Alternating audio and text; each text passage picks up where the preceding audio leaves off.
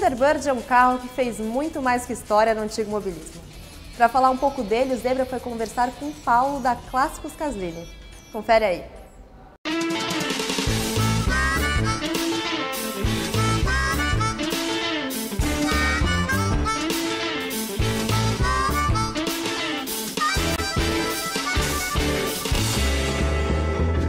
Com o final da Segunda Guerra Mundial, os combatentes americanos no continente europeu puderam ter a oportunidade e o prazer de pilotar alguns carros esportivos. Eles gostaram tanto dos carros que eles resolveram levar esses carros de volta para o continente americano.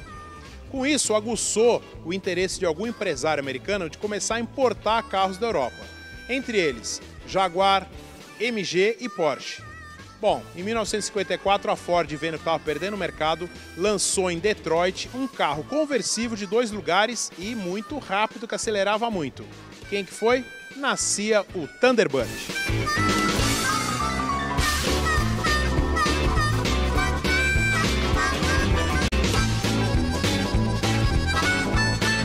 Pessoal, vocês viram essa figura aqui há um tempo atrás falando aqui no Acelera Motor sobre Galaxy. Como ele manja tudo de Ford, tudo e mais um pouco, nada melhor que ele para falar aqui de um Ford Thunderbird. Paulão, específico esse carro aqui, eu estou vendo aqui V8. E eu tive a oportunidade, uns meses atrás, de vir fazer uma visita para você aqui. A gente nem estava gravando nada, mas eu pude dar uma volta com o carro. E realmente ele puxa muito bem, né? Um carro 1955, mas a relação motor, câmbio, freio também, ele freia bem, a dirigibilidade dele é muito bacana, é um carro muito gostoso, né? É um carro estável, é um carro que hoje a gente fala de super esportivo, isso daqui era esportivo da época. Um carro que tem um motor 312, com uma quadrijet, um câmbio automático de 3 marchas, mas responde muito bem, você tem uma boa dirigibilidade, Eu cheguei nesse carro aqui a uma velocidade média aí de uns 180 por hora nas primeiras voltas dela depois de restauro.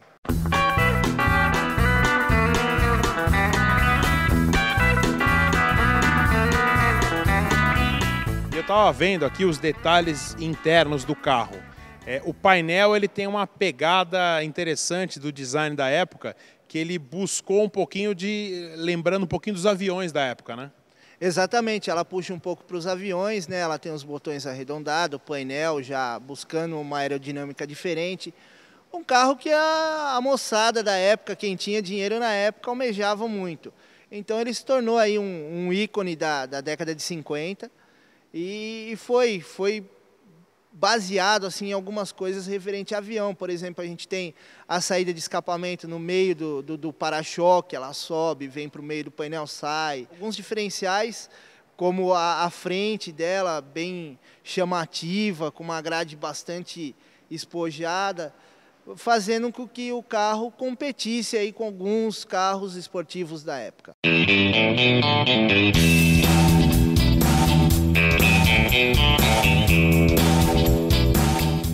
Um detalhe importante que eu achei interessante, Paulo, que vocês mexeram e mudaram no carro é com relação ao painel. Que o original desse carro ele vem com aquele curvinho, aquele acolchoado acabando, e vocês fizeram esse painel todo com o aço pintado da cor do carro, na realidade em 2 tons de vinho, ficou muito bacana.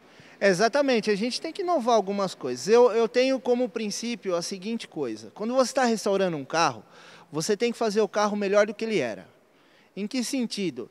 Poxa, eu estou falando de restauro, tá, gente? Não é uma simples repintura ou uma reforma. Você vai desmontar o carro inteiro, decapar o carro inteiro. Por que não você pintar o carro por baixo da cor vermelho? A gente tem que levar em consideração, Zebra, que isso aqui é um item de coleção e pouco ela vai rodar. Então é legal manter o carro limpo por baixo. Quanto mais bonito, mais chamativo ele tiver, melhor é.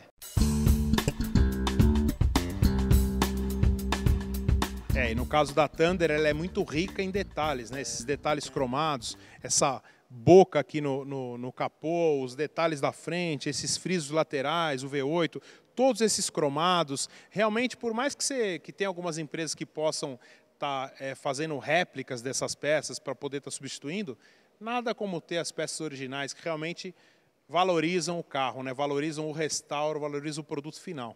Exatamente. A gente fala, pô, um carro americano, dá para a gente importar? Dá. Só que você tem o contratempo aí de, vou importar uma peça. Se você passa na alfândega ou você tiver algum problema federal, quando você vai receber a peça? Quando eles tiverem a boa vontade de estar te liberando um lote de peça, porque você não traz uma peça. Geralmente vem por pessoas que importam já, e essas pessoas trazem de container fechado.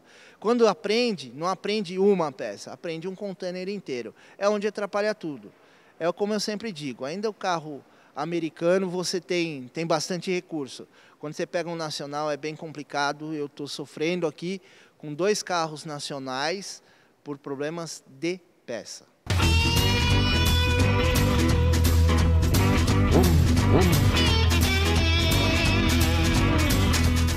Bom, agora eu tenho uma opinião, vamos ver se você concorda com ela. Carro conversível só se sai em dia bom, sem chuva, porque carro conversível não se anda de capota. Você me desculpa, o carro está de capota aqui, mas eu agora vou querer acelerar esse carro aqui, eu não vou querer andar com essa capota não. Correto, eu aprendi aí com o Marcelo Caslini, como o Zebra falou, que carro conversível tem que andar sem capota. Então, às vezes eu saio daqui, tá meio garoando e tal, eu vou sem capota. Bom, Paulão, vamos agora remover esse teto e acelerar de Thunderbird.